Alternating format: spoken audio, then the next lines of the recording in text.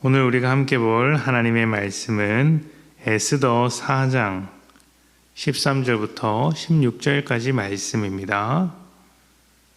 에스더 4장 13절부터 16절까지 말씀. 제가 봉독합니다. 모르드게가 그를 시켜 에스더에게 회답하되 너는 왕궁에 있으니 모든 유다인 중에 홀로 목숨을 건지리라 생각하지 말라. 이때 내가 만일 잠잠하여 말이 없으면 유다인은 다른 데로 말미암아 노임과 구원을 얻으려니와 너와 내 아버지의 집은 멸망하리라. 내가 왕후의 자리를 얻은 것이 이때를 위함이 아닌지 누가 알겠느냐 하니 에스더가 모르드게에게 화답하여 이르되 당신은 가서 수산에 있는 유다인을 다 모으고 나를 위하여 금식하되 밤낮 3일을 먹지도 말고 마시지도 마소서. 나도 나의 시녀와 더불어 이렇게 금식한 후에 규례를 어기고 왕에게 나아가리니 죽으면 죽으리라 하니라. 아멘. 어느 사회나 주류와 비주류가 있습니다. 주류에 속한 사람들은 사회의 중심에서 주도적인 역할을 하고 비주류는 소외당하거나 억압을 당하는 경우가 많습니다. 예를 들면 경제 분야에서 주류는 대기업이나 재벌 또 금융기관 종사자일 것입니다. 부자가 주류입니다. 반면 자영업자나 노동자, 경제적 약자들은 비주류라고 할 수 있겠죠. 정치 분야에서도 주류와 비주류가 있습니다. 예를 들면 집권 여당은 주류이고 소수 야당은 비주류입니다. 물론 우리나라의 상황에서는 조금 지금 보이는 모습은 맞지 않는 것 같은데 어찌되었든 주류와 비주류는 항상 존재하고 있습니다. 물론 주류가 항상 옳다, 항상 나쁘다, 또는 비주류가 항상 옳다, 나쁘다 이런 이야기를 하고자 하는 것은 아닙니다. 주류가 옳을 때도 있고 비주류가 틀릴 때도 있습니다. 말씀드리고자 하는 것은 구조입니다. 사회를 이끌어가는 것은 주류이기 때문에 비주류는 사회 구조에서 외면당하기 쉽고 이것을 극복하기가 참 어렵습니다.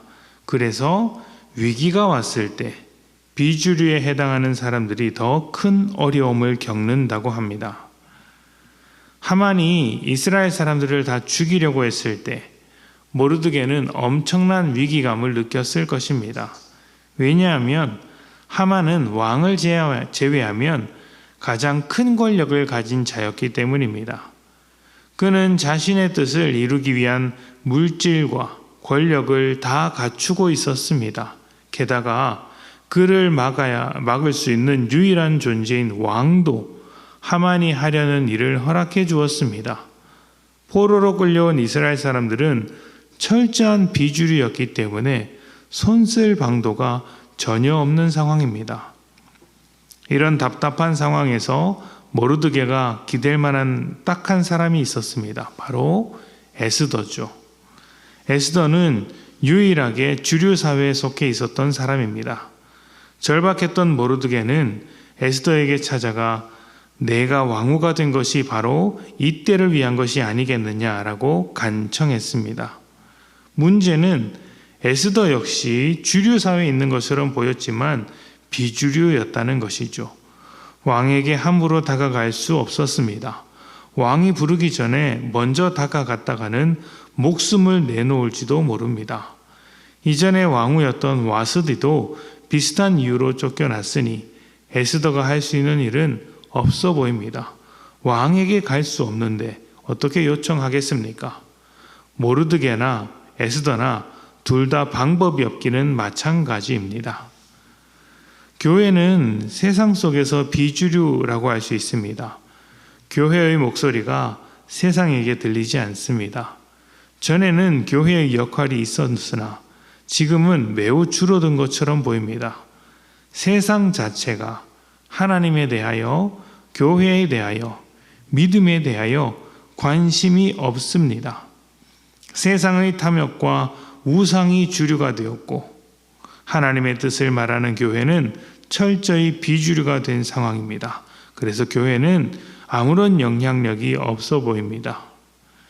그런데 여러분, 교회가 약해졌을 때 우리는 에스더와 같은 모습이 필요합니다. 에스더는 이때를 위한 것이 아니겠느냐라는 모르드게의 이야기를 듣고 결단했습니다. 왕에게 다가갈 수 없는 입장이지만 그 규례를 깨고 이때를 위한 자신의 역할을 감당했던 것이죠. 그리고 이 결단이 백성을 살리는 길을 열어주었습니다. 지금 교회는 비주류 중에 비주류가 되어서 관심조차 받지 못하고 있습니다. 그래서 전도하기가 정말 어렵죠. 그런데 그럼에도 하나님의 은혜와 구원이 세상에게는 필요하고 하나님의 일은 이루어져야 합니다. 그렇다면 우리가 비주류로서 이 시대의 교회로 존재하게 되었다는 것은 바로 이때를 위한 것이 아닐까요? 어두운 세상 속에서 빛과 소금이 되라고, 복음의 증인이 되라고 비주류로서 우리를 부르신 것입니다.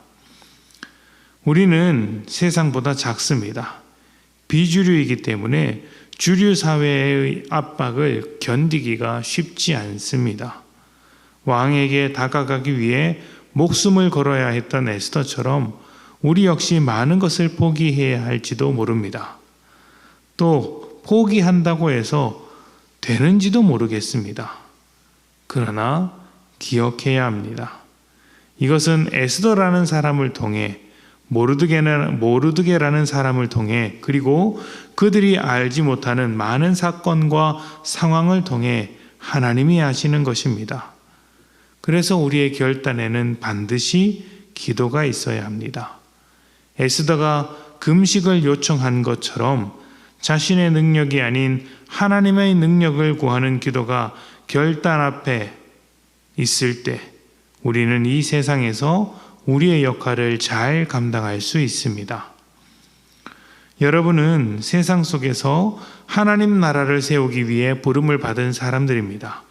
부르심 앞에서 결단하셨습니까? 결단 앞에 기도하셨습니까? 우리의 기도가 결단 앞에 서게 될 때에, 우리가 기도하며 결단하게 될 때에 세상은 우리를 통해 하나님의 역사를 보게 됩니다.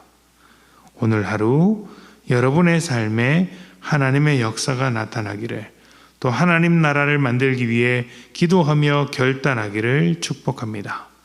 함께 기도하겠습니다.